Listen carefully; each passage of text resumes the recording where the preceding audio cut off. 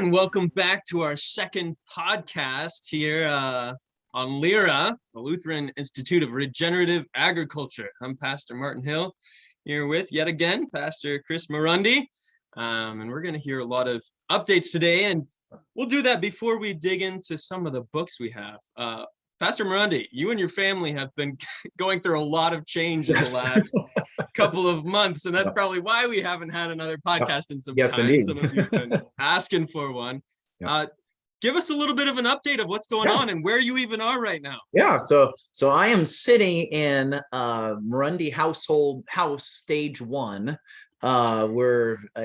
I'll try and lay this out so that way it actually makes sense, because it is a little bit complex. So we're living here in a rental acreage, beautiful house, beautiful acreage, right outside of Shenandoah, Iowa. And we are working on preparing the LIRA site, the place where LIRA will eventually be housed. And in fact, just today, an excavator showed up and we knew it was coming. It didn't just show up, but just a random excavator showed up and started clearing space for a mobile home that's going to be moved onto that property in about 3 weeks. It's available in 3 weeks. I guess we'll see when it actually gets onto the property. And then number of weeks after that to kind of get everything all set up and hooked up.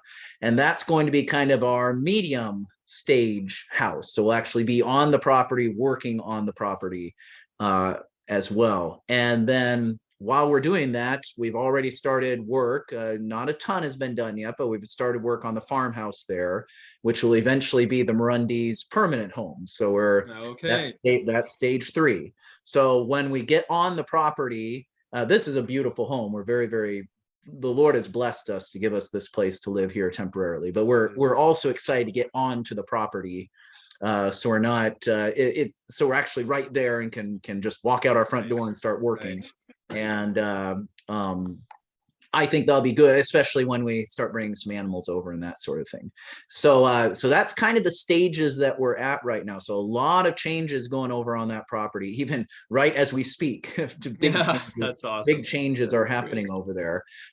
Here on this property, we're actually starting poultry. We've got 24 laying hens that are they've got a number of weeks left before they'll be giving us any eggs, but they're outside. They're in a Joel Salatin style chicken shelter. I really should do a video to show a little tour of what. That would be great. And you guys built that yourself already? Yes, we did. Yep. And the time since. Yeah. So it is crazy. We've only been here for 2 months. How much has happened? And you should unpack, for those who don't know, what do you mean by Joel Salatin style structure? Yeah, thank you very much. So Joel Salatin, kind of one of the big names in regenerative agriculture, sustainable agriculture, so on and so forth, grass-based agriculture. He designed, and there are tons of different designs out there for a mobile chicken shelter that you can move along the grass and give the chickens fresh grass every day. So there's tons of other designs out there. His has the advantage of being cheap because everything he builds it's always a plus. Everything he builds is meant to be affordable, easily repaired. Generally doesn't look like a Cadillac, but it gets the job done. Right. And so using his book, Polyface Designs, where he lays out kind of almost like Lego directions, lays out how to build the different structures that he uses on his farm. Using that book, we built 3 mobile chicken shelters. And so out that direction is our laying hens, and every day, we really should start doing it in the morning, but we've been kind of in the pattern of doing it in the evening. We move it to the next set of grass. And so they're just kind of slowly meandering their way along the grass. They're probably about time for them to turn and come back. Yeah. And then over on that side, we have another mobile shelter, same design, with our broilers. And are they 3 weeks old or 4 weeks old? I think they're 3 weeks old. They're getting pretty chunky already. Yeah, they're already starting to grow. And they grow alarmingly fast, really. Yeah. I mean, it's crazy. So we got 75 of them outside on the grass, moving them. Really, they're a lot smaller than our layers, but there's more of them, so they're impacting the grass quite a bit. So they need to be moved every day too. Really, if you want the grass to thrive, moving it is good on the grass too, because you don't want to over impact the grass. It's really with a lot of these grass-based moving your animals type situations, the goal is to manage your impact. So you're trying to get them on just the right amount of time that benefits the animal and also benefits the land, the grass, and then you move it and let the grass recover. So they're out there, and then in the shed is our third structure, and that's the next set of broilers, the other 75 broilers. So we turned one of them into a temporary brooder to get those chicks ready. I think maybe as early as next week they'll probably go outside too, and so then we'll have all three shelters moving. So good. And all of that, well, part of the reason to stay here is that we can keep them moving on the grass, and then we'll slaughter the broilers, the meat chickens, sometime in September, and then they'll be done. We'll be done with meat chickens for the season, and then we'll just have to get the layers over to the new farm. After that, so we're testing out these systems, starting to learn things, and testing the equipment and testing just the process of doing it. So we had all those chickens in the sunroom for a while, and now they're all outside. Probably pretty noisy. Yeah, it's a little quieter in the house now. I bet. But a little here. So once you move over to the new property, then yes, I would guess that's when a lot of the work begins in full, and you'll begin. Is there a lot of ground to be cleared? Or I know you sent out some pictures, which was awesome to see. Yep. But I would guess a lot of ground clearing, I suppose, making pasture land, and what else is there? What are the big steps? So we're right. The land itself. That excavator is doing a lot of clearing right now. It's true. He's doing a lot faster than me with my old chainsaw. But we've already done a ton of the clearing of the property. There's still more to be done. I can run it the way I could run a chainsaw every day for a little while longer if we needed to. So we've still got some clearing of the land, but really the big stuff has been done as far as clearing the land. Now we're kind of moving to the structures, and the house is a big priority to kind of get that all restored and at least get the exterior in a place where we can work inside when winter comes. So that's a big part of it. The barn probably is going to kind of sit for a little bit because of the other projects that are going on. We've got two sheds that are in really good shape. They're just full of stuff, so we need to get those cleared out and repair a couple holes in the roof, and then they're good to go. And one of them probably is where laying hens will spend the winter. So we're kind of shifting from the land to structures a little bit, though we're still working the land too. And Bethany and I and the kids, we put up some fence posts this week or last week. Okay, that was my next question. Is the fencing up yet? Yeah, that's starting. That's starting. So we're actually trying to sell some of the cattle that are there already. That's hopefully a Friday, Saturday thing. This is the perfect LIRA thing. I'll be hopefully moving cattle on Saturday morning and being installed at my new congregations on Saturday afternoon. So that's LIRA in a nutshell. That's the dream. That's the dream.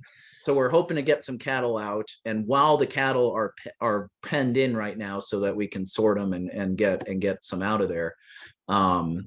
We're building fence, and it'll be electric fence. So we're essentially, instead of repairing the old fence, we're coming in 3 feet and building a new fence. A total new fence and a permanent fence. Yes. Yeah. And that will be the exterior fence for the pasture. And then eventually, when we get to rotational grazing, and I'm not sure a timeline on that, then the perimeter fence will always be electrified, and then you hook in the temporary fence that you move. with. What sort of size are we talking about for this, at least for the beginning amount of pasture land that you're hoping for to actually be productive during this time? Like I guess with that perimeter fence, how much land are we talking there? Yeah, the existing pasture, which will be that's kind of where you have to start. That's where you start with. The existing pasture is, I'm guessing, be interesting to kind of do the aerial look and really guesstimate, but I'm thinking 20 to 30 acres. Okay, sure. Of pasture is the actual, what's pasture right now. Yeah. Down on the bottoms where there's soybeans planted right now, I think that would be a real nice smooth area to put chicken tractors lay down the road here. So and we've got, we're kind of thinking through how, eventually all the land we'd love to kind of use as pasture space, but the existing pasture, 20 to 30 acres. That's and great. When you come out, Martin, you'll have we'll take you. I had not really explored out into the pasture itself, and then we took a walk out there, and the views are just spectacular out there. Oh yeah, so that's a beautiful part of the country. Yeah. Oh nice. Man, it is gorgeous. So I think every time we have guests out, we'll have to take them out there, take them out and catch the walk. Vision. Yeah. That's good. It's kind of cool because people are coming through, and I'd invite anyone, just let us know. We're actually, when we go get groceries today, we're going to pick up a guest book, because I think that we've had a lot of folks come through already, and we've actually, you guys are hoping to come this next make month, it down in a couple weeks. We actually just scheduled another LIRA supporter. They're coming on August 9th, and are just going to come by for the day. So we're actually going to get a guest book to kind of keep track of everyone as they come through. So and actually we've got someone else coming next Monday. So good. Is it going to be the case soon that people are going to be coming to work? Right now we're kind of probably scouting things out, but in a little bit of time. As far as temporary, I thought you were meaning like summer workers, like a few years ago. But you mean just folks come in? Yeah, folks want to stop by and help out. If you want to come and help, you just let me know. You just let me know, and we'll find work for you. There's plenty to do. We're gonna have a scrap metal guy come in maybe even this week, and he's gonna get a lot of the big scrap out. But there's going to still be a lot of little scrap, and there's, even with the work they're doing right now, there's still tree work that needs to be done a lot of places. There is work. There's plenty of work. If you want to come out and just visit, great, and we'll show you around. If you want to come out and work, I got work for you. So that's good. There is no problem with that. Yeah, good. Well, before we jump into the book here, Pastor Miranda, any other news or updates or anything about things going on?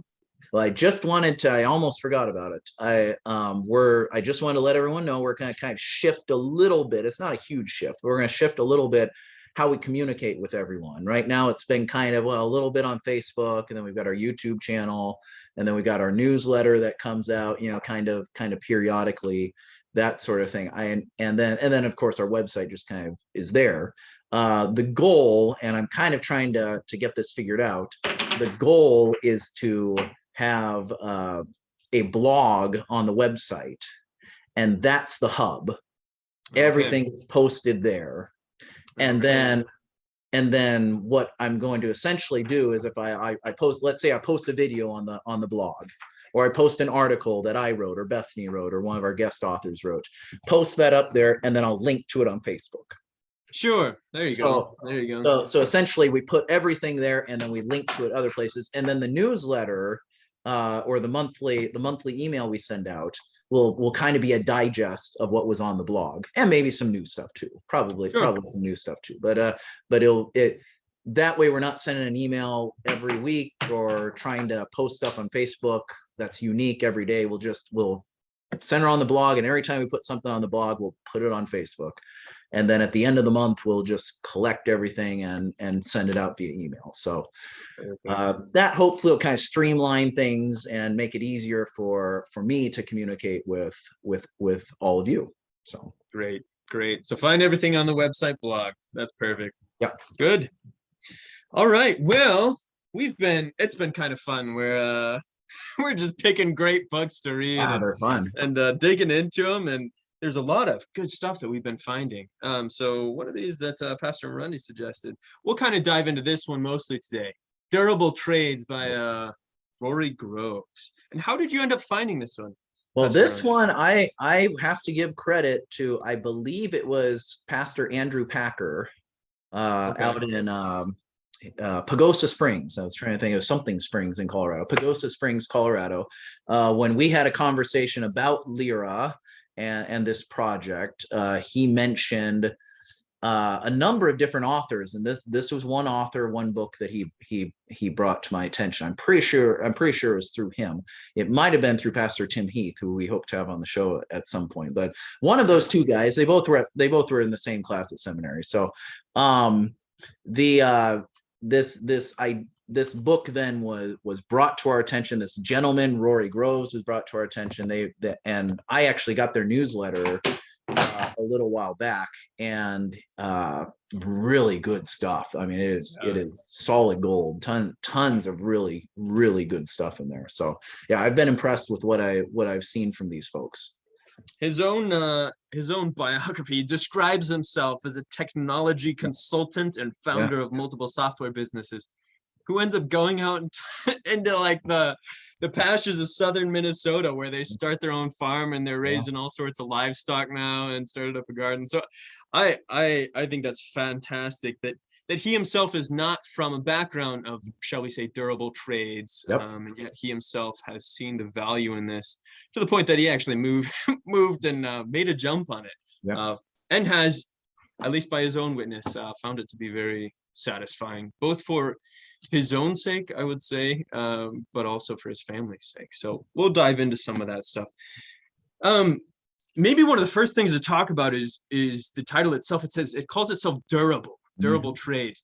And Rory starts out by talking about how this was published 2 years ago, so right as COVID was beginning. And he briefly mentions that, and I'm sure most of this was written before COVID even hit. Yeah, I'm sure. He talks about how complex our systems have become, especially our economic systems, and because of that complexity, how brittle they have become.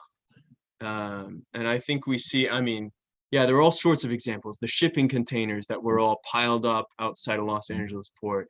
Even just recently, the one where we had one baby formula plant shut down and suddenly we had shortages nationwide. So a lot of what he focuses on is how less complexity is better, especially when it comes to wanting to weather the storms which inevitably hit any nation, certainly economically, but even socially, culturally, even for religion. So his main, if this is what I guess he's searching for, is just what will survive. What will make it. What will make it. And some of the things that he finds, you can take it from there, Pastor Murundi, and describe some of the things that he finds there. As far as which professions you mean? Or the types of professions. So it's interesting. He's got this scoring guide for all of them, and what he's after are trades that number one are going to stand the test of time, that have durability as far as time goes, temporal durability. So they've been around for a while. They're not, and there's really no indication that they're going to go away, and also that they haven't changed a huge amount. And that they aren't impacted by automation is one big thing that he's very concerned. It's very interesting coming from a computer guy. I mean, he's as a technology guy, exactly. Yes. So he's incredibly concerned that that these professions, these trades, are not ones that are going to disappear with automation, or they haven't been changed a huge amount by automation. So if you took that automation away, you still got to have a guy doing these tasks. He also judges them based on how family centered they are, how much they support the economy of the family. And that's a big topic that maybe on the other side of the break we can get into, that these are supportive of the family, and Right. and that for him, the family economy, the family working together, preferably under the same roof, even, was a big deal. I really think of the Little House on the Prairie books, Yes, and yes. particularly Farmer Boy, and all the enterprises that were going on under that Yeah, roof and in that yeah, little farmstead. yeah. So I mean, it's so fascinating, and I didn't necessarily read every single one of these guys, every single one of these professions. I read the first Right, several that he thought were really, right. really the most durable ones. But it is interesting, the different ones they came up with. But the first several are really agricultural: Right, shepherd, right, right. farmer, gardener, and then also those that hey, I think because of how he set things up, people like plumbers and electricians didn't really make the list because they don't have the longevity. Right, There's carpenters around for thousands of years. There haven't been right, electricians around for thousands of years. right. In that sense, you can maybe critique them a bit and say, well, yeah, maybe you need to massage your categories a bit, because you would think electrician, a plumber, at least in right now, is incredibly durable. Right. But for him, these are the ones that have been going on for centuries. Right. So shepherd, farmer, gardener, You carpenter, you do woodworker. get some more obscure ones. I know when I first opened this up and you see like shipwright and Yeah, courier and tailor, and yeah, so he yep, millwright. He uses a lot of the archaic names, shall we yeah, say. yeah, But there are a lot of things which fall under that. So shepherd itself, it's like, who is a shepherd? But he's talking about ranchers yeah. Sorry about raising and animals. livestock husband. Yeah, so he's talking about a more general sort of. But you'll notice that a lot of these, I mean, and he kind of touches on this, and maybe we can too. How he talks about how in the 1600s there are roughly maybe 20 occupations is Yeah, what he yeah, estimates, and at this point we're upwards of 30,000, he yeah, says. And how many of them have become so extremely specialized to the point that you have like the assistant manager of search engine optimization or something, working for Microsoft, and it's like how extremely specialized that is. And thus I think how extremely fragile it is yeah, what he says, that how far is that removed from, shall we just say, like the dirt, yeah, the basic things which we need to subsist: food, clothing, house. How many of the vast amount of our kind of managerial jobs out there are kind of ultimately, I think he'll say, redundant, certainly in a time of crisis. yeah. Maybe not redundant now, and that's where I think as we go forward with this, we can certainly talk about college even, because many people are going to study business management, and there aren't as many going to study to be a millwright or Sure, sure. Yeah, any of these other things. yep. So maybe we'll take a quick break here, and maybe we can jump into talking about the diversification which comes with these trades as we move on to the break. So we'll be right back.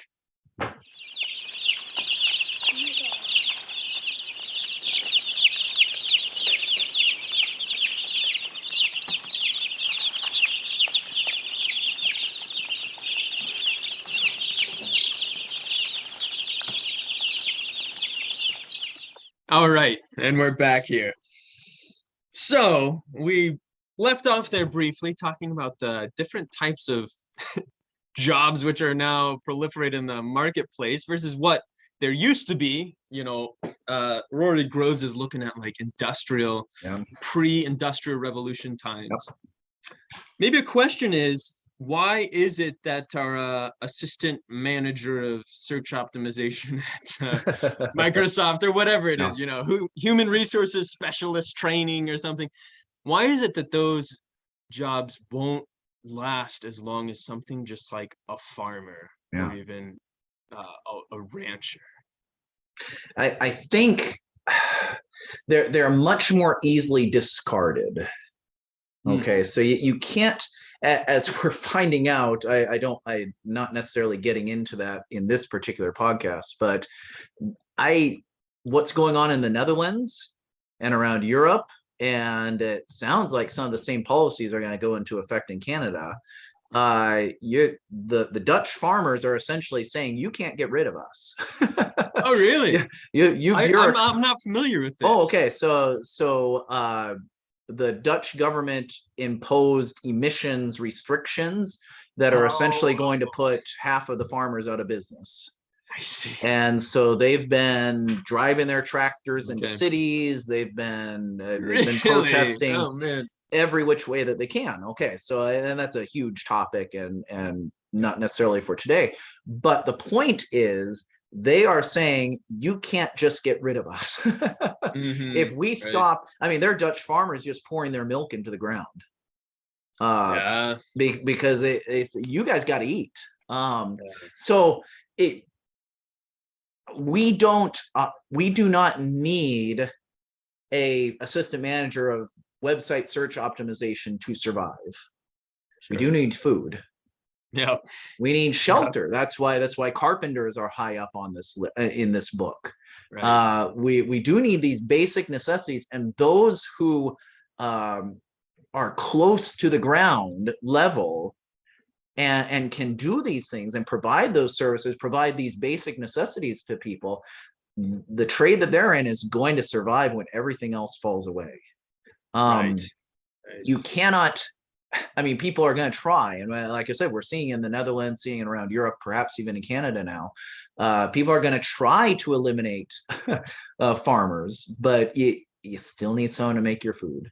Right. And I think what we're finding, and Rory picks up on this, and that's kind of what he's doing. He's got kind of a local farm operation that he's doing themselves. I mean, they're feeding their own family, and then I'm not sure how much commercial they're doing, but they're also providing for their local community.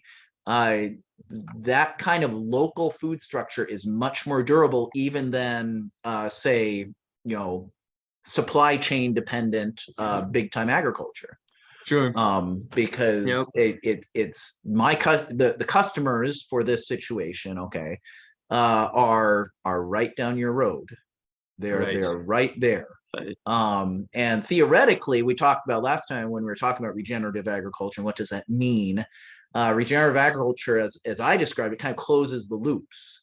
So the goal really is to produce the food that you then feed to your animals.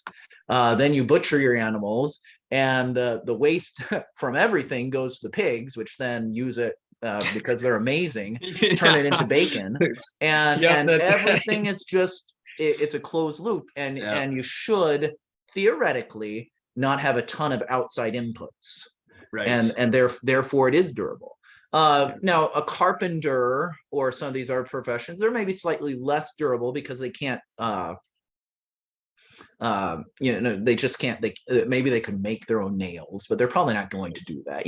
They're still going to buy those things. Yeah. But people always need shelter. Right. People always need shelter. So that, I think, is the biggest key to a lot of these trades that he looks at. Is when other things fall away. And we don't need a lot of these other, 29,000 professions. What are the ones that we absolutely need to have? And therefore, if you want to be in a trade that is durable, then you need to maybe be considering the ones on this list. Right. That's a great way to look at it. Not only are you working with a kind of a closed system, as it were, but also you've got so many different skills that these trades, and really any of these trades, but especially ones like farmer, rancher, require that. And this is where I think it's so difficult, because the person who's studying for 4 years at a university to become a search analyst or whatever, to become this Yeah. very specialized thing, and they become this and they study it and they go and get their masters in this science, and then they find their job, and it's they're being paid maybe six figures for a while, and they're Yeah. doing great.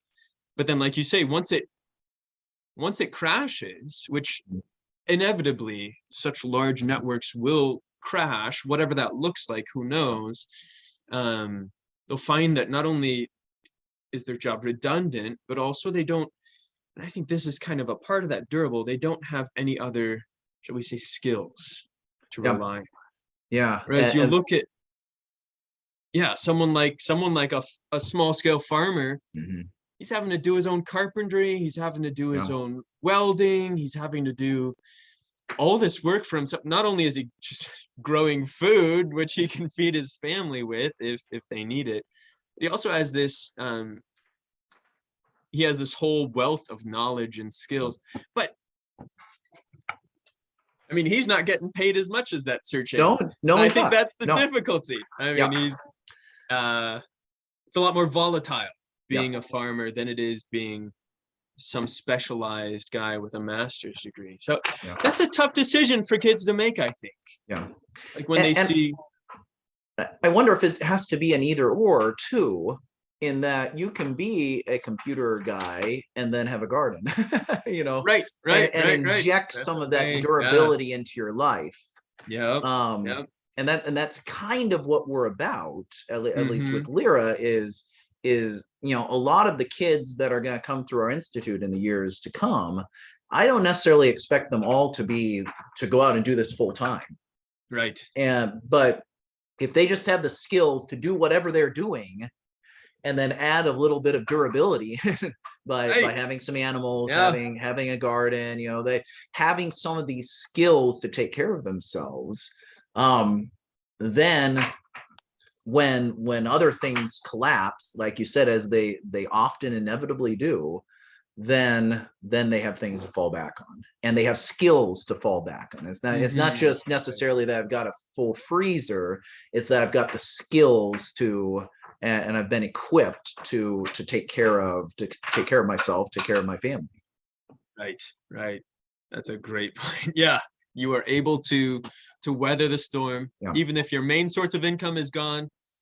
You still have a way to provide for your family, literally with food or something. It's crazy. If we used to joke, as over the years we've gardened, it's like we would joke, it's good we don't have to survive on this. Right. Because we wouldn't be doing so hot.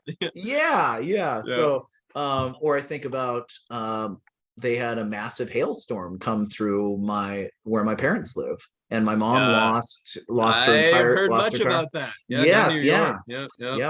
So, and my mother lost pretty much her entire garden. She told me this was the first year since she'd been an adult, and probably ever, because grandma can too. This is probably the first year she's ever going to buy canned green beans from the grocery store. Really? Because and I said to her, well, thanks be to God that you don't have to survive on your garden. So because that'll be a little rough this year. But it's we want to get people to the point where they could survive on it, right? And that takes a little more work than just kind of a hobby garden, but and just a garden supplementing. But I think it's worth it, and anything you can do to make your life more quote unquote durable is going to help you provide for your family when the storms of life come through. And it's very little downside to it, a whole bunch of upside. That is for sure. Yes. Yeah, exactly. And so we want to encourage people to explore how can my family, my household, my congregation, that's a bigger discussion that maybe we'll bring on Pastor Tim Heath sometime to talk about. How can we weather the storms and be prepared to provide for our family in challenging times. I think it's important to say too that historically, this isn't that odd. No. Mr. Groves goes, Yeah. he gives this great example, and I think it's 1635, Yeah. the colonies are just getting started, and it's like Lynn, Massachusetts, and they have to vote to allow a landless blacksmith, Yes, to be yeah. able to live there because he doesn't have any land. Yeah. Everybody who comes has land, and that's kind of a part of being a citizen, is you have land and you can provide not only for yourself, but that's kind of the general idea, is you are Yeah. providing for yourself. Yeah. You got Now, a some yard of that full of is chickens, and you got the family cow in the back, you got and a that family sort of cow. thing. Yeah. So it really, and maybe a lot more work goes into that. Obviously, if you have a trade, it's a lot more flexible and you can spend more time actually gardening, or you can wake up every morning to milk the cow. So life certainly looked a little different. And it's easy for people in these homesteading circles to get nostalgic about these things and say, let's just return to that. But it's not foreign. It's not foreign to us. No. It's certainly a different setting. I don't know if it's just simply our interconnectedness with either economic systems or certainly, government subsidies or whatever it is that keeps us from being able to have those functioning home economy.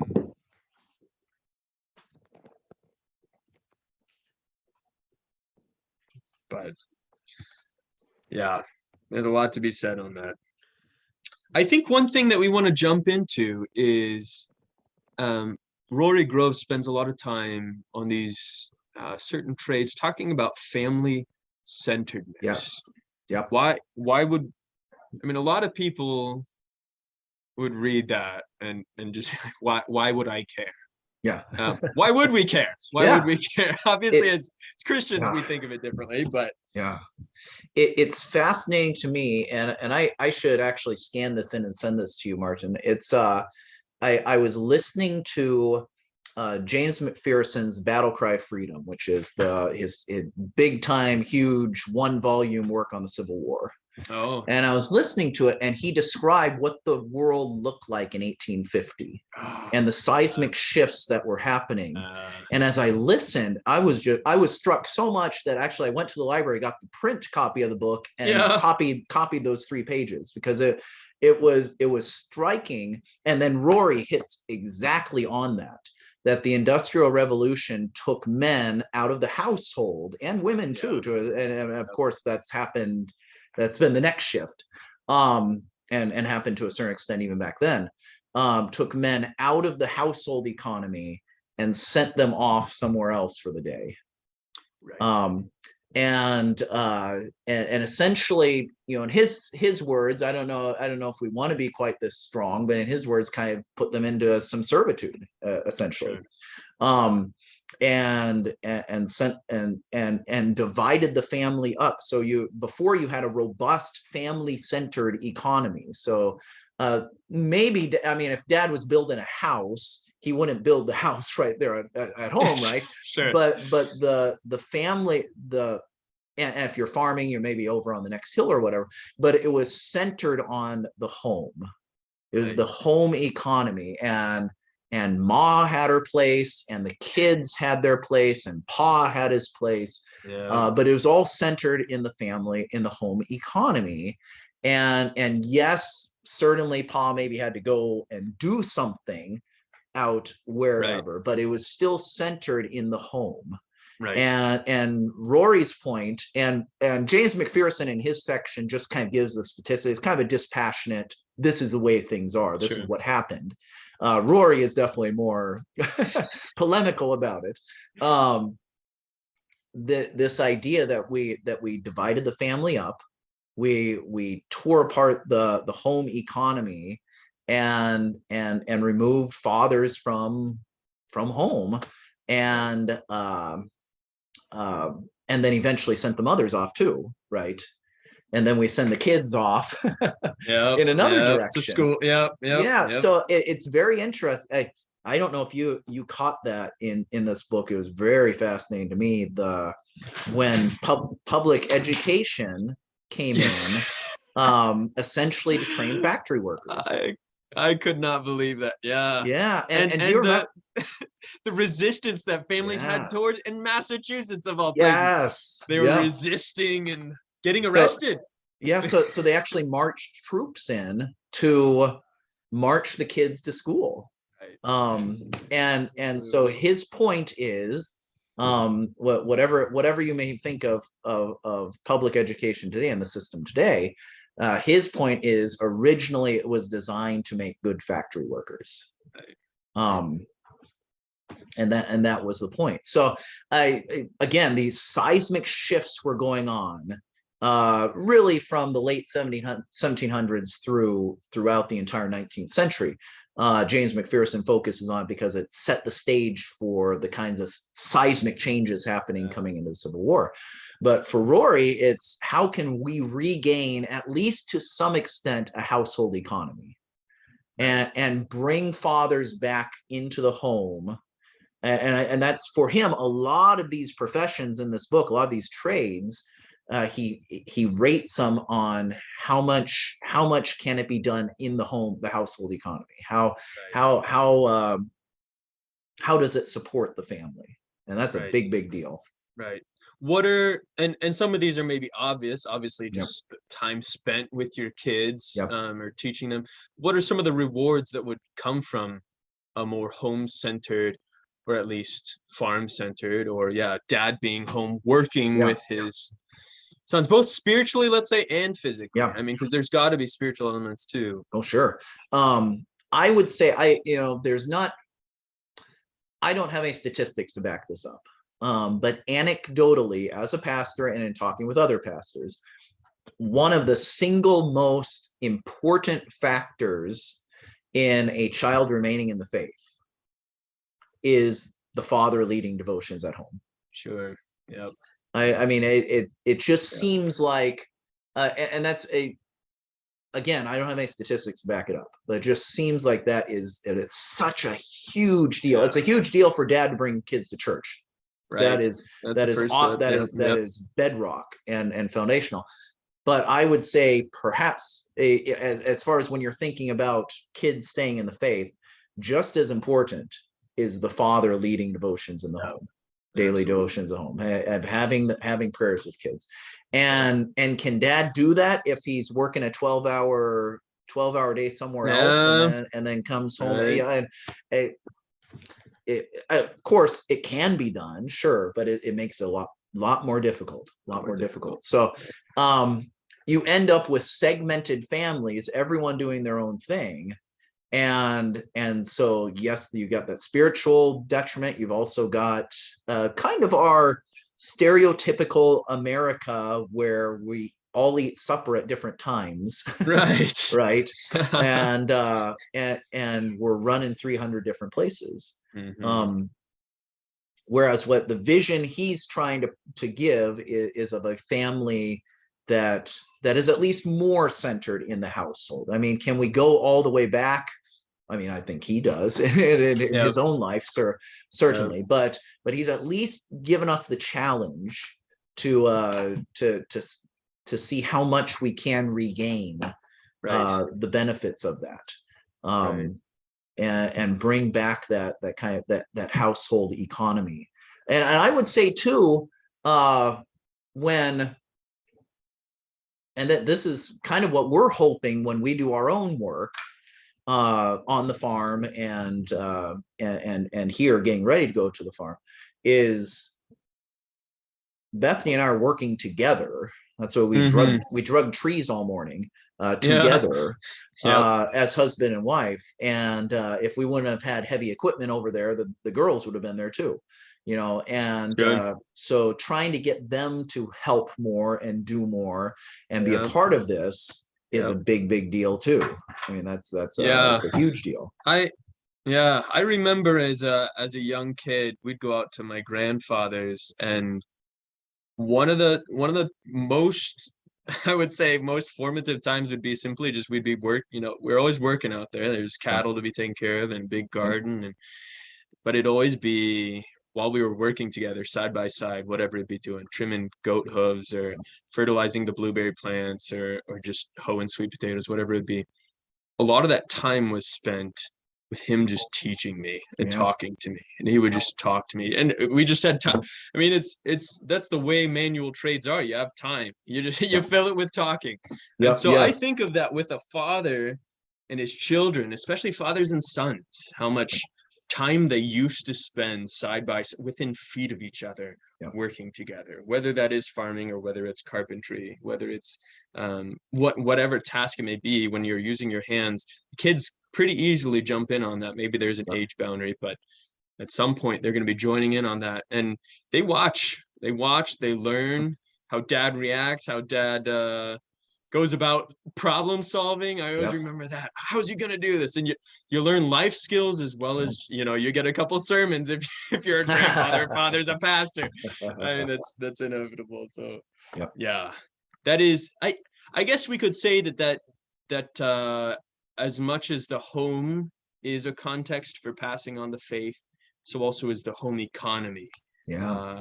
The the law of the home, the way in which the home works itself, is a way in which you pass on, whether through speaking or doing, your faith, certainly your values, your morals, even a type of culture for your family, which is pretty fundamental for anything. Yeah. You can bring so much more. If the family is working together, you can bring all those skills and all that influence, so much more than if we're running 300 different directions. Right. Right. It's I again, can it be done in kind of the stereotypical modern American family? I suppose it can be, yes, but it's a lot more difficult. It's certainly we've the last 150, 200 years have put a lot of obstacles. Right. And as has been apparent, you got either try and surmount them, or what he would call us to is to think differently. Yep. Find a different path, which is really just an old path. Yeah. That was always there. Recovering the ways of old. Yeah. Well, maybe we can end up here taking a look at some of these top durable trades that he gives, because a lot of these have a lot to do with LIRA. Yes. Number 1 and 2 are pretty much summarized in what LIRA is trying to do. So number 1 is shepherd, and as we said, this is like animal husbandry, ranching, dairyman. And then number 2 is farmer. So this is just growing crops. He distinguishes farmer from gardener in that a farmer will use usually heavier equipment. Gardener is generally home. But the lines are kind of blurred a bit between all three of those. But I mean, I understand why he separates them out. But they are interlocking, so to speak. Yeah.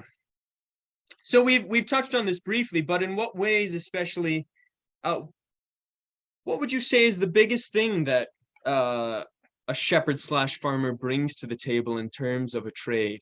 Now you can either go with, the family centeredness or the durability. What is, and maybe they're all together, but what primarily is LIRA intending to pass on to its students as it teaches about this one combined durable trade, as it were? Well, and I think really it's the family centeredness. What I hope that we can model for them, and not necessarily that where our family is going to be perfect at doing this. We're learning it. we're trying to recover this too, along with all the rest of you. But what we're hoping to model to these kids is this is what a household economy centered on the land can look like. And trying to present to them all the different enterprises that they can use, but really it's more than just, okay, now I know how to work with cattle. Okay, now I know how to do pasture poultry. Okay, and now I know how to butcher a chicken. Okay, great. Those are all good skills to have, and the different gardening enterprises, great skills to have, wonderful skills to have. But what I really hope they capture is the bigger picture. Is how can this all fit together, and not just be another profession, but be a way of life. And again, a way of life that doesn't necessarily have to be the only part of your way of life. Okay, so you can have other things you're doing, and then come home to this. on a small scale. That's a wonderful blessing to take this into any vocation, any profession that you're doing. But that's really what I'm hoping to get across, is that this is what the family economy, we're giving you skills for the family economy, not necessarily well, we certainly are giving you farming skills, gardening skills, that sort of thing. That we want to deliver those, certainly. Yep. And that's of utmost importance. Can't avoid it. Yep. No, but the bigger picture is really what we want to instill, is how care for God's creation fits into the family, and how it fits in theologically. So I want to go deep on that with these kids, and really think very deeply about how working the land intersects with Christianity, how working the land intersects with our family, and start making those connections, drawing those lines. I loved his chapter at the end about work. Or the dignity of work, is that what it was? Dignity of work. Yeah, it's just our God is not a God who we're not talking about the Greek pantheon here, or many of the other pagan gods, where they kind of are up there relaxing and waiting for the humans to toss them some things, say some prayers, and getting angry when they don't. Our God is the God who works. Right. He works and he rests in the proper order, and that is just really pretty revolutionary as far as when you think about how Christianity is unique, and is that we have a God who works, who values work, and work itself is a valued thing, and it is expected. I was thinking about St. Paul, how he emphasized on many occasions that he did his trade. That's right. Making tents. That was his durable trade that sustained him, so that the saints could send their money to Jerusalem or whatever, So this idea of the dignity of work is a big deal in Christianity, and I just don't know that it's really too present in many other religions around the world. That we dignify and love work. And I just, it was just like a 3-page chapter, but it was just it was solid gold, really helpful on this idea that we are about work. And yes, and I've played around with this idea, and I'll have to continue doing it as I continue thinking through things, but work has become labor because of the fall, certainly. Sure.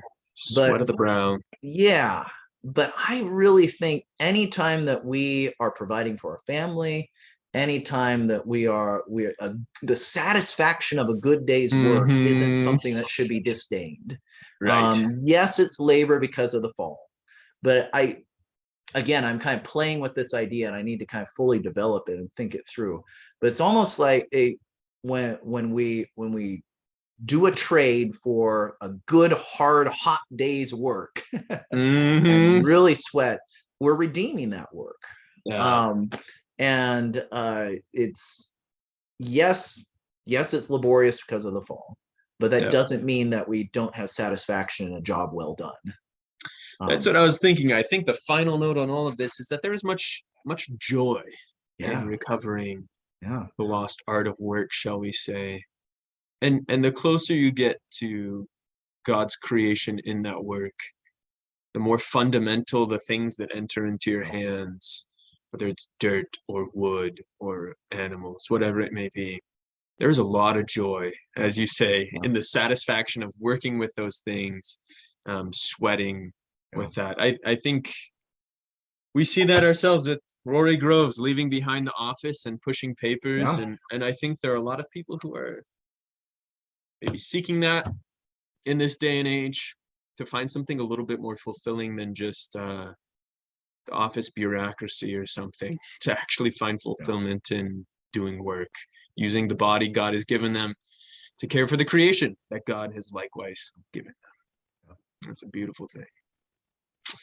Well, before we wrap it up, any final thoughts or notes on this, Pastor Randy? I wanted to point out, this was also in the back of the last section of this. So he describes all these trades, and then he has a few concluding thoughts. And he points out the great lie, the vital lie. The vital lie. Yeah. And the vital lie for him is this idea that those who do these trades are somehow lesser people. Right. And I think Luther Classical College has a lot, and what we're doing, LIRA, has a lot to say against that. The dignity of work, of hard work. I mean, I come home from working over there for a day completely filthy. And sometimes we go into Walmart and I'm like, I do not look like a guy who's almost done with his PhD. Right. I bet. But there again, I'm not doing it earning the kind of money that a plumber does. But Rory's point is, someone will say, well, I don't want my son to grow up and be a plumber and get, just minimum wage or whatever. And he's like, have you ever paid a plumber? Have you? Yeah. These guys do very well, and carpenters do very well. And it's so that for him is the vital lie. The vital lie is that we tell ourselves is that these professions are lesser. Most of the ones that he gives, they're somehow lesser. They don't earn as much. And it's really all false. In addition to the dignity they give, a lot of them also provide very well for one's family. Well, and when you're thinking about too how much you're shelling out for college these days, I mean, it takes a couple of years till you're actually even making anything. So there's that dignity to the work, and then there's also this idea that someone who goes to Luther Classical College, takes the vocational route, and goes and becomes a plumber is going to provide for his family at a degree much higher than a lot of quote unquote white collar workers are going to do in a trade that's much more durable. So. And I think this brings me to maybe one last thought here, that as I was thinking about this, why go to college at all? Here, blue collar jobs are earning more, and they require sometimes more intelligence, more creativity. Why waste time in college? But I think, again, that goes back to the whole thing you said about public school, that starting out is primarily to just train factory workers. If we look at education as something much more than just like teaching you a skill, but rather a shaping of a person, which I would assume classical education at Luther Classical College, that's its primary goal, is the shaping of a person, which is beautiful, because then it frees it from, we heard Christian Preuss speak at a conference recently, and he said there's only one major there. I hadn't realized that. But that's beautiful. So you just learn the main thing, and you can pick up trades, but recognizing education is primarily there to lead you into personhood, which is different, not just learning skills or something. Well-formed, well-rounded Christian citizens who then, if they take the trade route at LCC, then also have very, very durable skills and trades to feed their family. Absolutely. Very good. All right. Well, thank you very much, Pastor Mundy. You're very welcome. It's been a joy. Second podcast. We'll look forward to hearing more news on the farm, and we'll see you guys all soon. Okay. Thank you so much. All right. Yep. Bye-bye.